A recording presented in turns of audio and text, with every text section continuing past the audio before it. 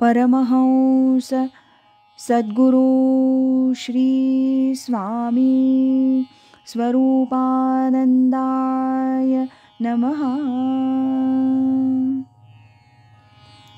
सद्गुरु स्वामी स्वरूपानंद स्मृती सौरभ या ग्रंथातील आज ऐकूया संपादकाचे हृद्गत। या ग्रंथाचे 3 संपादक आहेत, स्वामी सत्यदेवानंद सरस्वती, सौ मृणालिनी जोशी आणि श्रीयुत नास तथा नाना करंदीकर या तिघांनी मिळून हे हृद्गत लिहिलेलं आहे। त्यामुळे 3 भागात आपण हे हृद्गत ऐकणार आहोत। भाग पहिला, इसवी सन 1974चा जुलै-ऑगस्ट। अनेक व्यवसायातली, विविध स्वभावांची, निरनिराळ्या गावची शेकडो माणसं पावसला जमली होती। गरीब श्रीमंत, स्त्री पुरुष, सान थोर, शिक्षित अशिक्षित हे सारे भेद पावसच्या स्वामींच्या पायाशी मावळले होते। कारण प्रत्येकाच्या अंतर्यामी सद्गुरूंविषयी एकच एक भक्तिप्रेमाचा झरा झुळझुळत होता। स्वामी स्वरूपानंदजींची म्हणजेच आपल्या गुरुमाऊलींची प्रकृती अत्यंत ढासळली आहे। कोणता क्षण कसा येईल हे सांगता येत नाही। अशा सचिंत अवस्थेत पावसला गोळा झालेला हा भक्त मेळावा आपल्या भावभावनांना अनेक प्रकारांनी आकार देत होता। प्रत्येकाचा बोलण्याचा विषय एकच, स्वामींनी प्रत्येकाच्या आयुष्यात ह्या ना त्या रीतीनं प्रेमभाव ओतला होता। त्यांचा एखादाच मधुर शब्द, पण त्या शब्दांनी अनेकांना नवजीवन प्राप्त झालं होतं। स्वामींच्या एकाच स्नेहमय दृष्टिक्षेपानं काहींचं जीवन कायमचं उजळून गेलं। जो तो जिव्हाळ्यानं सांगत होता, सांगता सांगता गहिवरत होता। ऐकता ऐकता वाटले स्वामींचे केवढे विराट दर्शन आहे। हे दर्शन समग्रपणे कुठेतरी शब्दांकित व्हावयास हवं। स्वामींच्या प्रत्यक्ष दर्शनाचा लाभ न घडलेल्या माणसांनाही त्यांच्या व्यक्तिमत्वाची ओळख व्हावयास हवी। सद्गुरूंच्या उपदेशामृताच्या सिंचनानं आपल्या मुलाबाळांची हृत्कमळं उमलायला हवीत। ह्याच भावनेतूनच जास्तीत जास्त भक्तमंडळींनी स्वतःला आलेला स्वामींचा अनुभव लिहावा या योजनेचा उगम झाला। गतवर्षींच्या म्हणजे 1974च्या स्वामींच्या जन्मदिनोत्सवात ह्या स्मृतिग्रंथाची रूपरेषा प्रकट सभेत व्यक्त झाली आणि कृतसंकल्पानुसार स्वरूपानंद सेवा मंडळ संस्थेच्या वतीनं ठिकठिकाणच्या निष्ठावंत स्वामी भक्तांकडून वेळेवर आलेल्या स्मृतिसुमनांची ग्रंथरूपानं यथामती सुबक रचना करून आम्ही हा सद्गुरू स्वामी स्वरूपानंद स्मृती सौरभ ग्रंथ आपल्या देवघरात ठेवीत आहोत। आता ऐकूया या हृद्गताचा भाग दुसरा।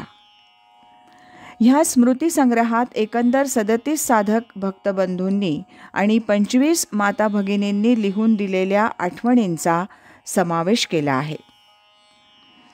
त्या सर्व आठवणी अत्यंत तळमळीनं, भक्तिभावानं आणि प्रचितीनं लिहिलेल्या आढळल्या। तरीही कोणत्याही कार्यात भावनेला विवेकाची जोड हवी हे सद्गुरूंचंच एक सूत्र नेहमी नजरेसमोर ठेवून आम्ही काही निकष लावीत ह्या विविध स्मृतींचं संकलन संपादन केलं आहे।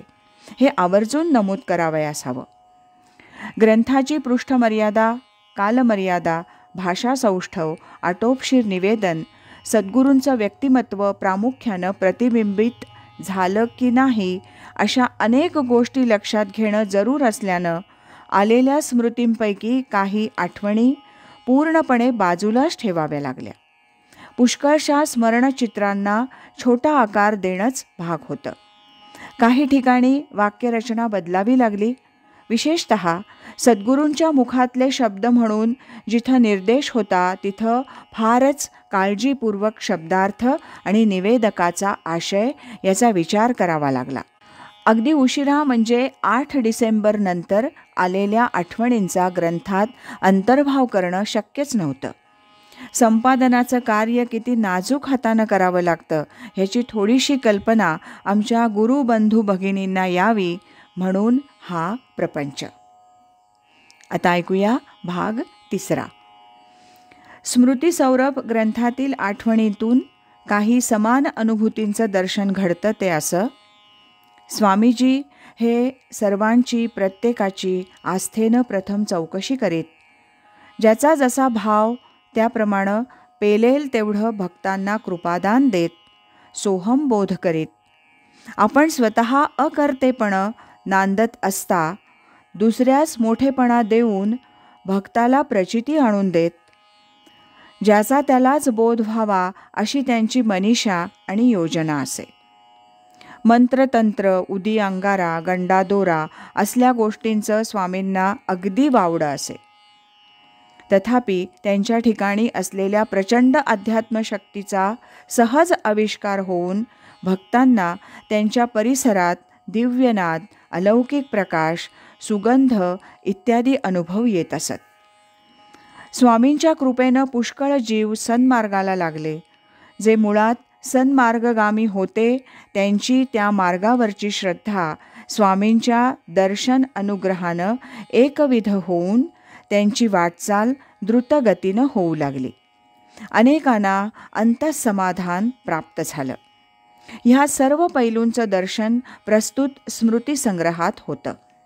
सद्गुरूंच्या सुखद स्मृतींचा हा पहिला खंड ठरून असे अनेक स्मृतिगंध तयार व्हावेत हा एक सद्विचार उत्कटपणे श्री गुरुचरणी निवेदन करून त्वदीयं वस्तु गोविंद तुभ्यमेव समर्पये या भावनेनं आम्ही हा स्वामींचाच ग्रंथ स्वामींनाच अर्पण करून त्यांच्या श्रीचरणी मस्तक ठेवून निःशब्द होत आहोत. स्वामी सत्यदेवानंद सरस्वती, सौ मृणालिनी जोशी आणि श्रीयुत नास तथा नाना करंदीकर या संपादक त्रयीनं लिहिलेलं हृद्गत आपण ऐकलं. उद्यापासून आपण सद्गुरू स्वामी स्वरूपानंद स्मृतिसौरभ या ग्रंथातील सद्भक्तांच्या आठवणी ऐकणार आहोत. आज इथेच थांबूया. श्रीमत सच्चिदानंद सद्गुरू श्री स्वामी स्वरूपानंद महाराज की जय. हरि ओम तत्सत.